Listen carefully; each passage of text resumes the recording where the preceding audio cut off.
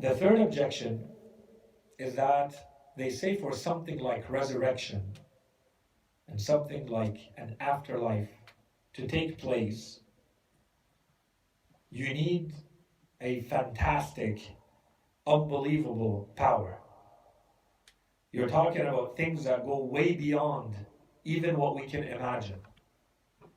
For this whole world to end and then a new world to begin, and every human being to be brought back all at once, to be judged fully based on every deed and every intention, and then to get that reward or punishment eternally, that's an incredible power. So they don't want to concede that such a power could ever exist. That's the bottom line. So our claim, our counterclaim to this, is simply that, if you have been following along from the beginning, it just happens to be the type of power we think our God has. And we showed it. And so here, once again, what we're trying to do is to establish this from not reason, but from the Holy Quran. So let's go through some of the verses of the Quran to see what it says about this. And this is, as once again, it's not us kind of imposing on the Holy Quran the objection. No, this is actually the objection, and we'll see how the Holy Quran answers it. So there is, once again, a logic to this, but we don't have time to kind of give too many details, otherwise we need too many lectures. So we're not going to repeat the things that we have said about the divine power when we talked about the attribute of power, in the case of Allah subhanahu wa ta'ala. There is one level one, which is if you understand that there is a God that exists, then this power comes with that God. So this is more of a theoretical understanding. Then added to that, and this is the part I'm not repeating because that's the one we spent most time on.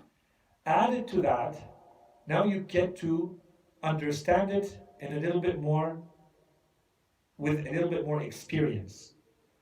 And this is the insistence of the Holy Quran to study and examine and contemplate and ponder the world in which you live. To understand the power of Allah subhanahu wa ta'ala. And so this is also the answer to this objection. So if we want to put aside, you should start by the theoretical points that we've established, that if there's a necessary being, that then he is also all-powerful. That's one. Two, let's look at the type of world we have. What kind of creator, what kind of power do you need to create this type of world? That's the second answer. The third answer is going to be on the next slide. So for this one, let's look at these verses. What type of power do you need to create the type of world we have? So here, in short, you study the design and you study the complexity of the world. So verse 46, chapter 46, verse 33 says, "Do they not see that Allah, who created the heavens and the earth, and who was not tired, who was not wearied, fatigued, exhausted with their creation, do they not see that He is able to give life to the dead?" So clearly, there's here layers in this verse. The first layer, the clear one, is Allah subhanahu wa ta'ala is answering directly their question by saying that if He was able to create all of this, everything that you see and everything you understand, and inshallah today we understand this a lot more than they did 2,000 or 1,500 years ago. Do you not see that if He was able to create all of this and it did not weary Him, it did not fatigue Him, it did not drive Him to the point where He's not able to do anything else, this was easy for Him, then He can bring those who died back from the dead. As simple as that. We can add another layer to this and say it's as though Allah subhanahu wa ta'ala is saying the reason why He created the world in this way is so that you realize His power and you realize that He is also able to bring you back from the dead. That's the second layer. Right? So inshallah you see it in the verse, Do they not see that Allah, who created the heavens and the earth, and who was not fatigued with their creation, is able to give life to the dead? So in this verse, yes, indeed, He has power over all things. This verse alone should be an answer to, should be a sufficient answer to this objection, but let's look at a couple more verses. So the verse after that starts in the same way, but it adds, so do they not see that Allah, who created the heavens and the earth, is able to create the like of them? So the like of them could be, and the Quran uses this expression in many places, it could be the like of the heavens and the earth, or the like of them, these people. In other words, bring them back. He has appointed for them a term.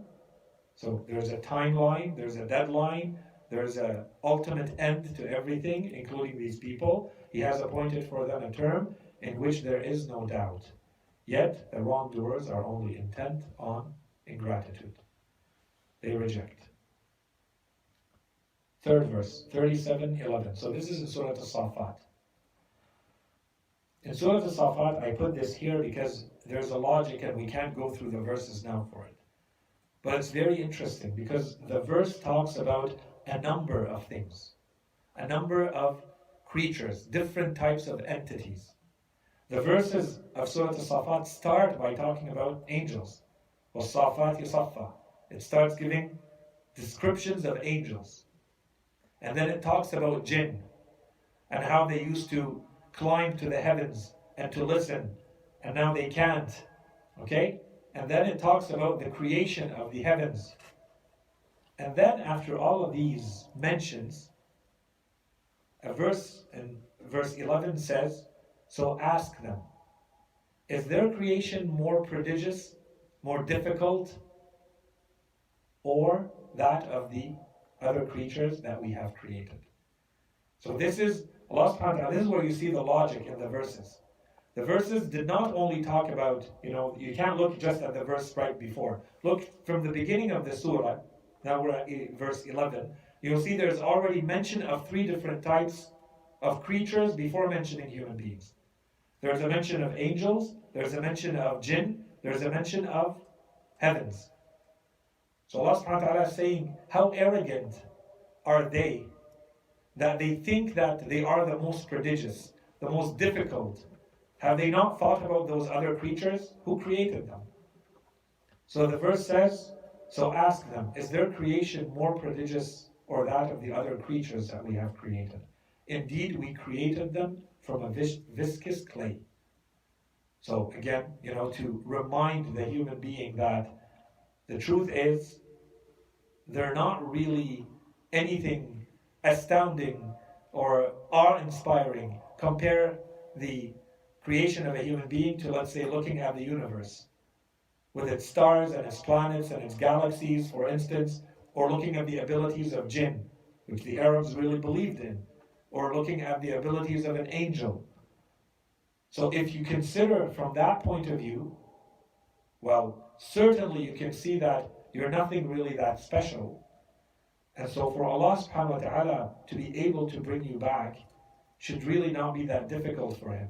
If your only measure is you and you are so difficult to create, look at other creatures and you'll see the power of Allah subhanahu wa ta'ala. Okay? That's the idea. And then in verse 79:27, Surah Al-Nazi'at, is it you whose creation is more prodigious or more difficult, or the sky which He has built? Okay, so this summarizes kind of the previous point.